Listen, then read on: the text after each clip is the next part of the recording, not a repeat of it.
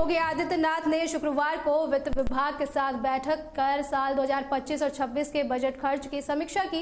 इस बैठक में सबसे ज्यादा बजट वाले 20 विभागों के खर्च और काम की प्रगति का विवरण देखा गया।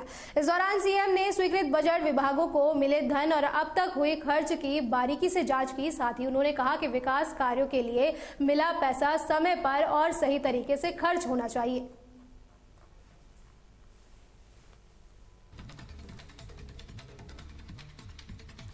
खबर बहराइच से है, जहां भारत नेपाल सीमा के पास एक जंगली हाथी ने एक नेपाली महिला को पटक कर मार दिया, जिसके बाद घटना की सूचना मिलते ही नेपाल पुलिस और वन विभाग की टीम ने शव को कब्जे में लेकर पोस्टमार्टम के लिए भेजा। वहीं इस दर्दनाक घटना के बाद सीमावर्ती इलाकों में दहशत का माहौल है और लोगों में डर बना हुआ है। साथ ही सुरक्षा को मद्देनजर रखते हुए भारतीय वन विभाग ने भी सीमा से सटे क्षेत्रों में सतर्कता बढ़ा दी है।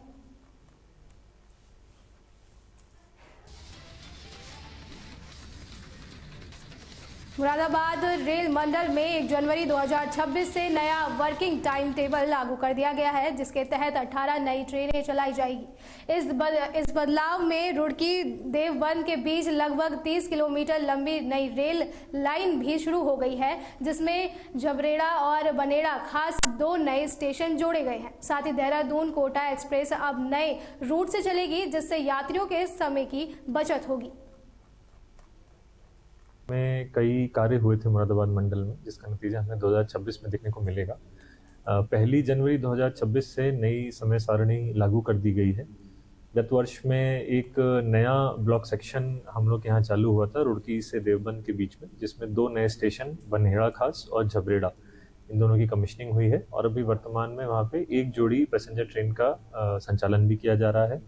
उसी के साथ साथ 18 नई गाड़ियां हैं जो मंडल को मिली हैं और जो प्रमुख स्टेशन हैं, जिसमें मुरादाबाद, बरेली, हरिद्वार, देहरादून जो हमारे स्टेशन हैं, उनको इन ट्रेनों का स्टॉपेजेस मिला है। उसके अलावा 6 गाड़ियां हैं जिनका एक्सटेंशन किया गया है उनके डेस्टिनेशन पॉइंट से, और तकरीबन 18 गाड़ियां ऐसे हैं जिनके स्टॉपेज जो हैं इंक्रीज किए गए हैं। ऐसा हम लोग इसलिए भी कर पाए हैं क्योंकि लगातार इंफ्रास्ट्रक्चर के कामों पर ध्यान दिया जा रहा था और लास्ट ईयर ही जो 2 हमारे सेक्शन हैं, मुरादाबाद से लेकर चंदौसी और मुरादाबाद से लेकर बरेली सेक्शन, इसमें जो स्पीड रेसिंग का काम है वो श्रावस्ती के 2 अलग अलग थाना क्षेत्रों से लापता हुई एक नाबालिग किशोरी और एक युवती का 10 दिन बाद भी कोई पता नहीं चल सका। परिजनों का आरोप है कि पुलिस केवल आश्वासन दे रही है, लेकिन कोई ठोस कार्रवाई नहीं कर रही है। बता दें कि एक मामले में 13 साल की नाबालिग किशोरी के लापता होने पर आरोपी की मां ने भी अपने बेटे के खिलाफ सख्त कार्रवाई की मांग की है। वहीं दूसरे मामले में एक युवती के गायब होने का आरोप गाँव के प्रधान के देवर पर लगाया है, जिसके बाद न्याय न मिलने से परेशान पीड़ित परिवारों ने चेतावनी दी है कि अगर जल्द बरामदगी नहीं हुई तो वे बड़ा आंदोलन करने को मजबूर होंगे। ओके महतारी किरण गिरंदर के महतारी एप्लीकेशन हटा लो तो नरे ढूंढ। अभी कौना पुलिस आपसे क्या कह रही, कौना की पुलिस आपको क्या कह रही है? कौन पुलिस का कह रहे, घूम घूम चक्कर काटी थे। 3 रोज से कहा थी कि आई जाए तब बयान तो नरे लड़की जब यहाँ पेश हुई तब हम तुका बोले यहाँ का करे, पहले ना आओ लोग जब आई जाए लड़की यहाँ तब तुका बोले। अभी आप कप्तान साहब के ऑफिस गई थी, क्या आपको भरोसा मिला? भरोसा मिला है कि हाँ ढूंढ दे तो बहुत अच्छा है, हमें यही उम्मीद लेकर गए हैं। और कहीं नहीं कि तो मेरे 3 बजे तक विचार हो सकता है, समाधान मिल जाए, सहायता करिए। क्या नाम है आपका? हासमा, ये बताओ, गांव वाले कह रहे हैं कि तुम्हारे घर के लोग एक नाबालिग लड़की भगा ले गए हैं, आपको क्या कहना है? हाँ, नाजायज हमरे लड़का का फंसावत है सर, और हमारा लड़का भगाई नहीं लेके गया है, कुछ नहीं की से खाली वो से फंसावत है कि कोनो मेर के वो हो जाए बर्बाद। बुलडोजर चलवा दी, कह दो फांसी कह दो, हमारे लड़का कहीं। तो कौन भगा ले गया है? समीर। तो मतलब आपके लड़के कैसे फंसे हैं? हमारा लड़का वैसे फंसे हैं। कैसे मतलब है इस वक्त नहीं। कितने लोग आपके वहीं मुरादाबाद के कमिश्नर, मेयर और स्थानीय विधायकों ने नए साल के मौके पर शहीद अरुण खेत्रपाल के जीवन पर आधारित फिल्म 21 देखी। वहीं फिल्म देखने के बाद सभी अधिकारियों ने 21 साल की उम्र में देश के लिए बलिदान देने वाले परमवीर चक्र विजेता अरुण खेत्रपाल को नमन किया। इस दौरान विधायकों और प्रशासनिक अधिकारियों ने फिल्म की जमकर सराहना करते हुए इसे युवाओं के लिए बेहद प्रेरणादायी बताया।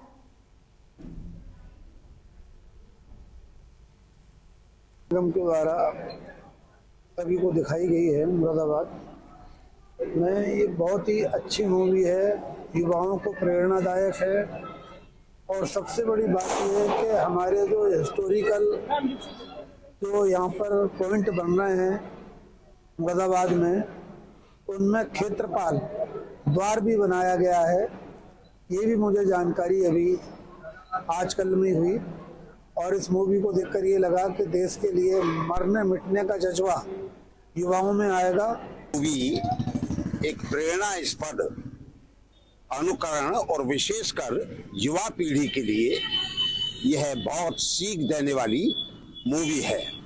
नगर निगम द्वारा जो प्रयास किया गया है और इस प्रयास की पृष्ठभूमि में मुरादाबाद बुद्धि विहार के फेज 2 में जो वार मेमोरियल म्यूजियम बनाया जा रहा है, उसके प्रवेश द्वार को अरुण खेत्रपाल जो सबसे कम आयु के परमवीर चक्र विजेता का पदक जिनको मिला, उनके नाम से उस द्वार को बनाया गया है। तो नगर निगम के युवा नगर आयुक्त दिव्यांशु पटेल जी ने शायद ये विचार किया होगा कि जिनके नाम पर हम द्वार बना रहे हैं तो महानगर वासियों को और जो भी उधर एक गंभीर विषय को लेकर है, गंभीर मूवी है। ये हमारे यूथ को डिफेंस के और सभी लोगों को डिफेंस के जो सभी आर्गन्स हैं उनके प्रति थोड़ा संवेदनशील बनाएगी, यूथ को इसके प्रति आकर्षित करेगी। और हमारा जो मुरादाबाद में वार मेमोरियल बना हुआ है उसका उद्देश्य भी वही है, इन सब चीज़ों को सपोर्ट करेगी। आज जो इसकी स्क्रीनिंग हमने देखी है 21 की, वो इसी संदर्भ में है कि एक तो मूवी होती है, आर्ट पीस होती है जिसको बनाया जाता है, और वैसे युद्ध के ऊपर बहुत सारी मूवीज़ बनी हैं, उसमें बहुत सारा ज़्यादा ग्लोरीफाई किया जाता है, लेकिन ये मूवी ऐसी है जिसको जो वहीं बिजनौर के नजीमाबाद बाजार में एक सरफिरे व्यक्ति ने खरीदारी कर रही युवती को चाकू के बल पर बंधक बना लिया। वहीं इस घटना का स्थानीय लोगों ने वीडियो बनाकर सोशल मीडिया पर वायरल कर दिया, जिसके बाद सूचना मिलते ही पुलिस ने तत्परता दिखाते हुए मौके पर पहुंचकर बदमाश को दबोच लिया और लड़की को सकुशल मुक्त कराया। वहीं सीओ नितेश प्रताप सिंह ने बताया कि आरोपी लड़की को जान से मारने की धमकी दे रहा था, जिसे अब हिरासत में लेकर पूछताछ की जा रही है। 7 बजे हम लोग यहाँ पे पैदल गश्त कर रहे थे, चेकिंग कर रहे थे। उसी दौरान सूचना प्राप्त होती है कि एक सेल की दुकान लगी है, उसमें कुछ बच्चियाँ सामान लेने हुई आई थी। उनको एक सेफरे व्यक्ति ने उनको चाकू लगा करके प्रयास किया मारने का। तत्काल सूचना मिलने पर स्थानीय पुलिस बल मौके पहुँचता है, हम लोग वहाँ पहुँचते हैं और अभियुक्त को कब्जे में कर करके और उसे हिरासत में ले लिया गया है। बच्चियों को सकुशल सुरक्षित कर लिया गया है। बच्चियों को अभी जो है उनको मेडिकल के लिए हॉस्पिटल भेजा जा रहा है और अभियुक्त के साथ अभी पूछताछ की जाएगी और जैसी और जानकारी होगी आपको अवगत कराया जाएगा। वहीं कन्नौज के 100 बेड के सरकारी अस्पताल में स्वास्थ्य सेवाओं की बड़ी लापरवाही सामने आई है। बता दें, सोशल मीडिया पर एक वीडियो वायरल हो रहा है जिसमें बिना सर्जन के केवल एक एनेस्थेटिक की मौजूदगी में एक बाहरी युवक मरीज का ऑपरेशन करता दिख रहा है। वहीं अस्पताल का स्टाफ ही बाहरी व्यक्ति से काम कराने का विरोध कर रहा है, जिससे मरीजों की जान खतरे में पड़ने की बात कही जा रही है। साथ ही वीडियो में एनेस्थेटिक डॉक्टर सचान युवक को निर्देश देते भी नजर आ रहे हैं। इस खुलासे के बाद सरकारी स्वास्थ्य व्यवस्थाओं की पोल खुल गई है।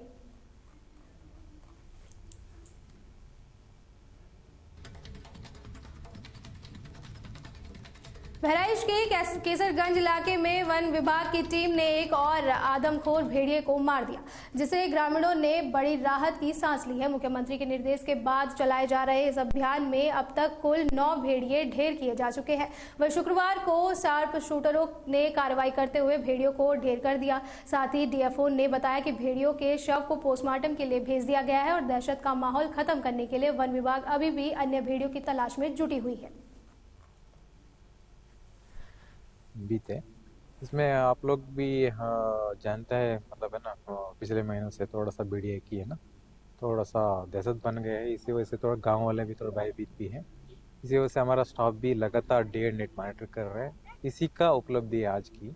तो हम लोग ने जालीगिरी लगा के थोड़ा सा उसको ऐसे पकड़ने की कोशिश की है और बहुत प्रयास किए। थोड़ा सा उसका आज की द मेल था, वो क्या है, थोड़ा सा आक्रमणकार था थोड़ा सा क्या है, मतलब है ना, हमला करने के लिए, मतलब है ना, वो थोड़ा सा मूड में था। इस वजह से हम लोगों ने ये निर्णय ली है। सो इसी वजह से हम चाहते हैं थोड़ा सा, मतलब गांव वाले के लिए थोड़ा सा राहत मिला है। शूट किया गया था। हाँ, वो तो मतलब अल्टीमेटली वही करना पड़ेगा, गांव का तरफ मुंह कर रहे थे आखिरी, मतलब है ना, वही करना पड़ता है, अदरवाइज है ना। सो लाइफ भी प्रीसियस भी होता है। तो हम लोग ऐसे मतलब फॉरेस्ट ऑफिसर दोनों को देखना पड़ता है, बैलेंस करना पड़ता है। तो हम लोग पहले केस यही था, थोड़ा सा जाल से पकड़ने के लिए, पर गांव तरफ घुस रहे थे हम लोग। आखिरी मतलब वही है, अवसर वही था। तब तक कहवा खबर मेरठ से है, जहां 10 रुपए वाला बिस्कुट डायलॉग से मशहूर यूट्यूबर शादाब जाफरी एक नए विवाद में फंस गए हैं। बता दें, उनके साथ वीडियो बनाने वाली महिला के पति ने थाने पहुंचकर हंगामा किया और आरोप लगाया कि उसकी पत्नी यूट्यूबर के साथ मिलकर उसकी हत्या की साजिश रच रही है। वहीं पति का कहना है कि शादाब ने उसकी पत्नी को बहलाया है और उसके कारण परिवार बिखर रहा है, जिसके बाद महिला ने एक वीडियो जारी कर अपने पति के सभी आरोपों को बेबुनियाद बताया है। वहीं एसपी देहात ने बताया कि पूरे मामले की गहनता से जाँच की जा रही है और उसके आधार पर ही कार्रवाई होगी। इंचौली में एक व्यक्ति जिसने अपनी पत्नी और ये जो यूट्यूबर है शादाब जाफरी, इसके ऊपर कुछ आरोप लगाए हैं, जिसमें जांच सीओ सदर देहात के द्वारा की जा रही है। वह इसमें आगे की जैसे भी जांच में तथ्य। फतेहपुर के कोतवाली थाना क्षेत्र में चोरों ने एक बंद घर को निशाना बनाते हुए करीब 30 लाख की चोरी को अंजाम दिया। बता दें, पीड़ित परिवार एक शादी समारोह में शामिल होने कौशाम्बी गया था, तभी चोरों ने अलमारी का लॉकर तोड़कर 29 लाख के जेवरात और 1 लाख नगद चोरी कर लिए। वहीं ये चोरी की पूरी वारदात घर में लगे सीसीटीवी कैमरों में कैद हो गई है, जिसके बाद पीड़िता की शिकायत पर पुलिस ने मामला दर्ज कर सीसीटीवी फुटेज के आधार पर चोरों की तलाश शुरू कर दी है। पहले हम गांव अपने गए हुए थे, मोहल्ले वाले फोन करीन था, तो फिर बताएंगे तुम्हारे घर का ताला टूटा हुआ, तो आने से पहले पुलिस वाले भी आया हो चुके। जब देखे तो पूरा बिखरा फैला हुआ पड़ा हुआ था, पूरा घर ही बिखरा पड़ा था।